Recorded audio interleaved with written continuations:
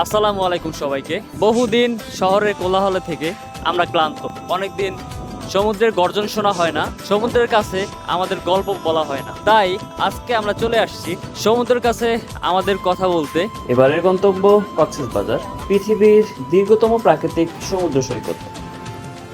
এবারের যাত্রা শুধু সমুদ্রে সীমাবদ্ধ নয়, সমুদ্রের নীল পেরিয়ে আমরা চলে যাব পাহাড় দেখতে বান্দরবানে। তারপর এই ভ্রমণের অগণিত স্মৃতি নিয়ে আবার আমরা ফিরে আসব ঢাকার ব্যস্ত শহরে। চলুন শুরু করা যাক আজকের এই যাত্রা।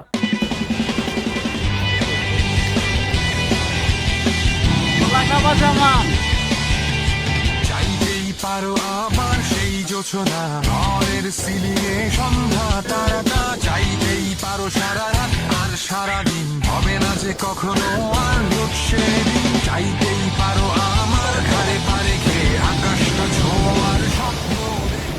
The largest sea beach in the world, আমাদের কক্সবাজার।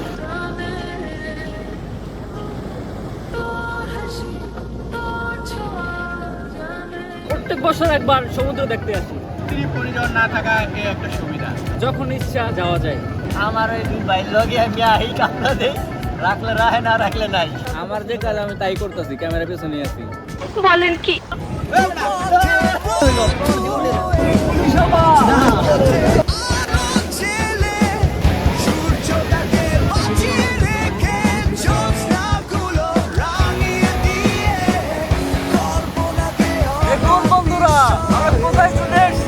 কক্সবাজার, কক্সবাজার।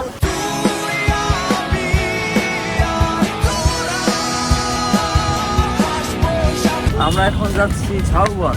কি কর তুই?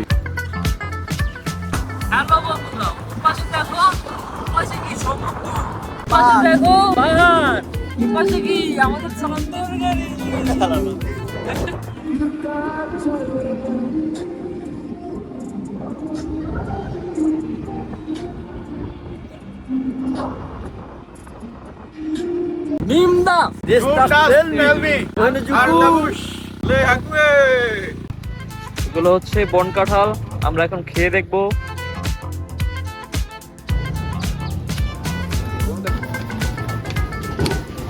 Oh, this is বন কাঁঠাল। একটু খেয়ে দেখি কেমন লাগে।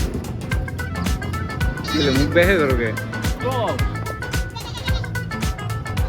কেমন? এখন আছি হচ্ছে ইনানি বিচ।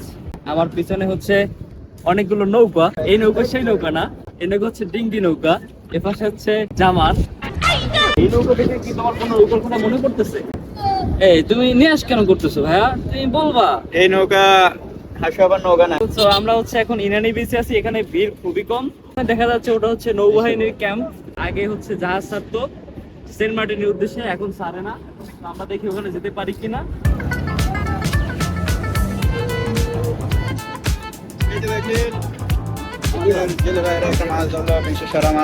তোর মাথা নষ্ট। হ্যাঁ সমুদ্র, আমার একটু ব্যবস্থা করে দাও। সমুদ্রের কাছে যাবা, নিজের কথা বলবা, দুঃখের কথা বলবা, ডিপ্রেশনের কথা বলবা।